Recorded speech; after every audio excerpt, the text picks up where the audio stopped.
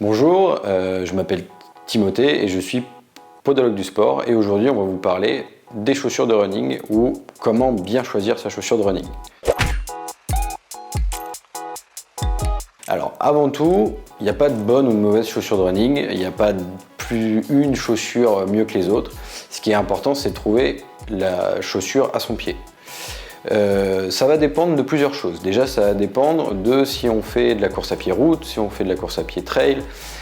Si on fait du trail, ça va dépendre si on est dans le désert, si on est en montagne ou si on est juste en forêt.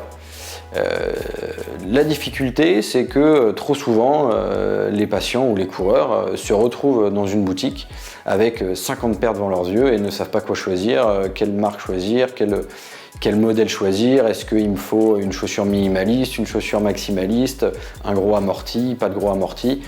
Tout ça, ça va dépendre tout simplement de votre foulée, de la manière dont vous courez. Soit vous allez courir ce qu'on appelle une foulée un petit peu plus avec le talon, ou alors une foulée médio avant-pied ou une foulée neutre plein pied.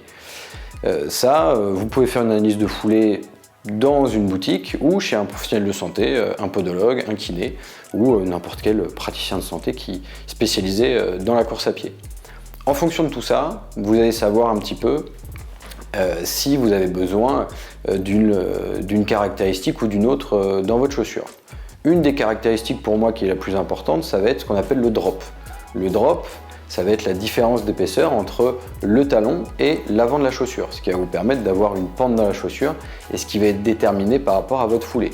Par exemple, quelqu'un qui va courir avec une attaque avec le talon, donc il va poser le talon en premier, aura besoin d'une chaussure avec un drop un peu plus important pour avoir un amorti conséquent au niveau du talon et qui lui permettra de dérouler le pied.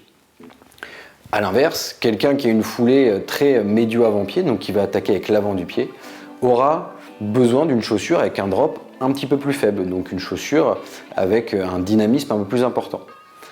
Le choix de la chaussure après, ça va dépendre de l'objectif. Si vous faites du 10 km, du semi, du marathon, du trail, de l'ultra trail, on va pas forcément avoir besoin de la même chaussure et on va pouvoir aller chercher différentes un petit peu caractéristiques dans les différentes chaussures. Au final, quand vous avez défini un petit peu tout ça, votre foulée, votre objectif,